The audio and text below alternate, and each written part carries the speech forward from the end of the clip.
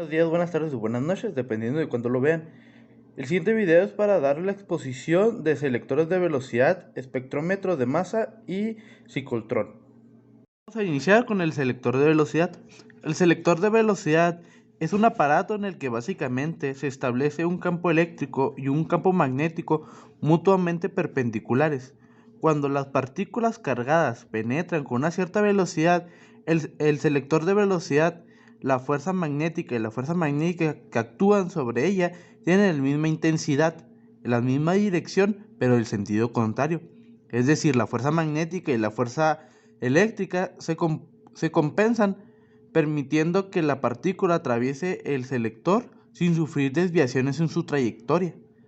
Solamente las partículas cuya velocidad tengan el valor dado por la relación anterior atravesarán el selector sin sufrir desviaciones y serán recogidas al salir.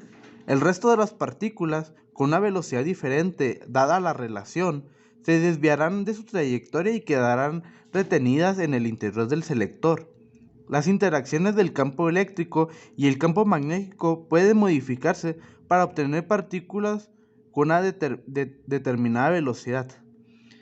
Esto, imagínense como si fuera, digamos, las relaciones que hay entre el campo eléctrico y el campo magnético hacen las interacciones y solo permiten el paso de ciertas partículas.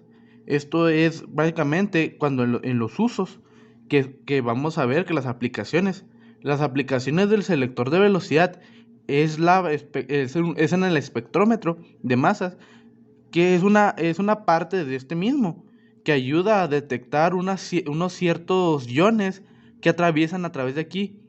Y eso hace que envían la señal al espectrómetro de masas, que ayuda a determinar los iones que previamente hicimos. Esto ayuda mucho, más adelante lo veremos en los usos del espectrómetro de masas, que tienen muchas aplicaciones, tanto médicas, químicas, físicas y detección de ciertas sustancias. Luego, el siguiente que vamos a ver es el espectrómetro de masas. El espectrómetro de masas es un instrumento que básicamente consta de los siguientes elementos: una cámara de ionización en la que se generan los iones, un canal de aceleración en el que mantienen el establecimiento de diferentes potencias y se aceleran los iones producidos por la etapa anterior, un selector de velocidad que previamente estábamos hablando de él y su funcionamiento, que es la parte anterior, que permite la selección de iones con una determinada velocidad, un, un desflector, que es una zona en la que se establece un campo magnético responsable de la curvatura de la trayectoria que sufren los iones, y un detector, normalmente una placa fotográfica, que recoge la importante de los iones después de descubrir una semicircunferencia. El funcionamiento del espectrómetro de masas se basa en el hecho de que el efecto llega a los iones con la misma velocidad, con la misma carga y penetra en un campo magnético de la misma intensidad, por lo que el radio de la curvatura se describe solo depende de la masa. Por eso hay una fórmula que dice que el radio pues, por la masa por la velocidad entre la carga por el campo eléctrico. Concretamente, cuando mayor sea la masa del ion, mayor será el radio de curvatura. Esto es lo que nos decía el profe con el magnetismo, que las clases del profe establecían esta relación. Por lo tanto, conocemos que el radio de la curvatura puede determinar las masas de los correspondientes iones.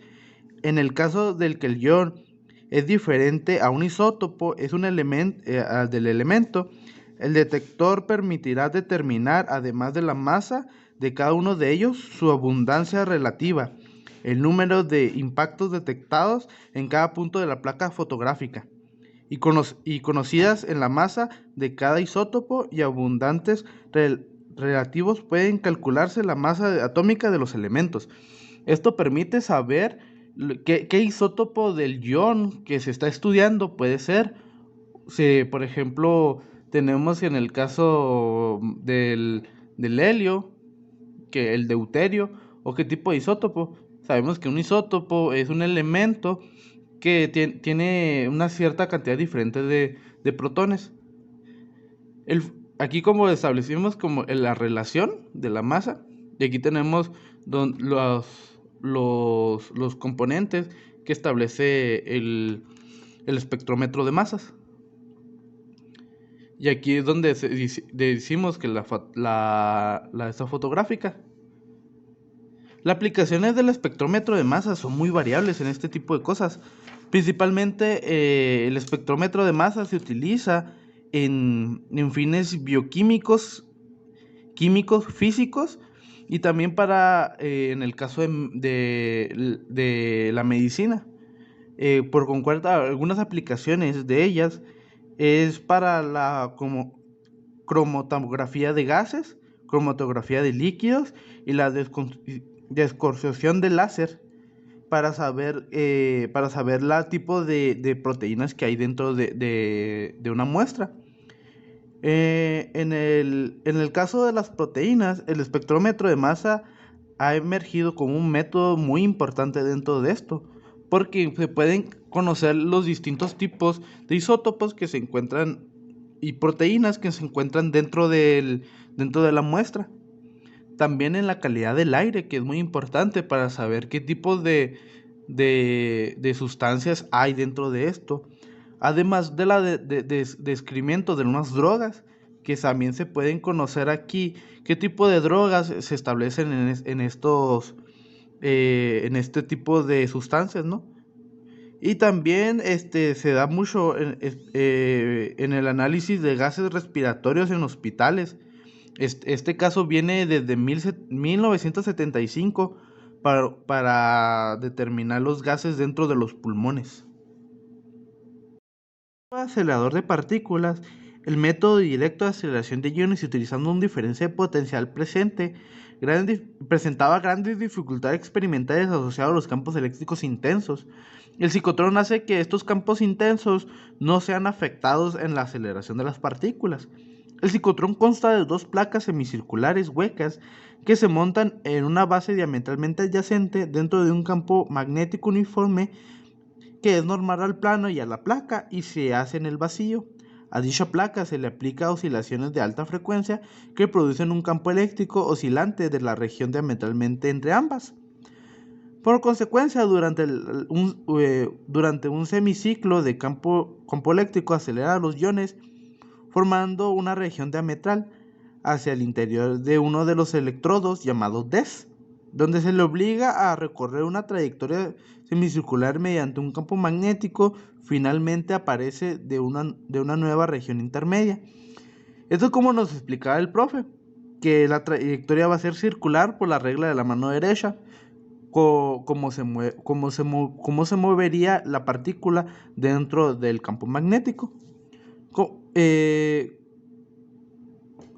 Como el campo magnético es adjunto, de modo de que el tiempo que se necesita para recorrer la trayectoria del semicírculo dentro del electrodo sea igual al semiperiodo de la oscilación. En consecuencia, cuando los iones vuelven a la región intermedia y el campo eléctrico habrá invertido su sentido y los iones recibirán entonces un segundo acelero de la velocidad para el interior de la otra DES. Por el radio de la trayectoria son proporcionales a la velocidad de los iones. El tiempo en que necesita para recorrer la trayectoria semicircular es independiente de su velocidad. Por consecuencia, los iones emplearán exactamente medio ciclo en una primera semicircunferencia. Se comportará de modo analógico de todas las sucesiones, por lo tanto se moverá en espiral y en resonancia con el campo oscilatorio hasta que alcance el periodo del perfil del apartado. La energía cinética final será tantas veces mayor que la que corresponde al voltaje aplicado a los electrodos multiplicados por el número de veces que el ion ha pasado por la región intermedia DES. Entre más se le aplique un voltaje a estas placas, y entre más vueltas dé el ion dentro de este espacio, será mayor la velocidad. Esto tiene muchas aplicaciones, como vamos a ver consecuentemente, que tiene muchas aplicaciones tanto médicas como en otras ciencias, tanto física como químicas. El ciclotrón es un acelerador de partículas de tipo circular que se usa para la producción de elementos radioactivos, que se utiliza mucho en las radioterapias en la medicina. Eh, Encontré casos que en el ciclotrón en Colombia se utiliza para los productos unos radioisótopos para las técnicas de medicina y técnicas analíticas que, que posee este país para las detecciones del cáncer. También se da un tipo, durante décadas, también se le dio para experimentos científicos. El primer ciclotrón que se hizo fue en la Universidad de California de Berkeley en los años 1970. Durante muchas décadas el ciclotrón fue de las mejores fuentes de hacer altas energías para experimentación física nuclear. Varios ciclotrones todavía se usan para este tipo de investigaciones y los resultados permiten calcular las variables propiedades que tienen algunos átomos y la creación de varios productos de colisión para el análisis químico y de las partículas. Posteriormente, el material obtenido durante este tipo de experimentos para ayudar a la transmutación nuclear de los elementos utilizados para esta investigación. También sabemos que el ciclotrón puede utilizarse para las terapias de partículas que tratan el cáncer, que esto se dio principalmente en Canadá. También sabemos que este tipo de aceleración es que dan inicio al supercolisionador de hadrones, que esto ayuda a la detección de subpartículas dentro de para su estudio. Aquí tenemos una imagen que el supercolisionador de hadrones que se encuentra entre Suiza y Francia, que es prácticamente un ciclotrón gigante que acelera las partículas, y para llegar en este momento pues se sabe qué tipo de partículas se da por la interacción de estos choques. Estos aparatos son de sumamente ayuda para la ciencia y para la medicina, para el bien de la humanidad. Esto ayuda para poder conseguir por medio de las fuerzas magnéticas y fuerzas eléctricas. Como bien decía el profe, estas dos tipos de fuerzas son caras de una misma moneda. Y para entender los fenómenos magnéticos, también tenemos que entender los fenómenos eléctricos. Y estos aparatos hacen eso, utilizando tanto fuerza eléctrica como fuerza magnética. Eso sería todo por mi parte. Mi nombre es Rafael Flores y que tengan un bonito día.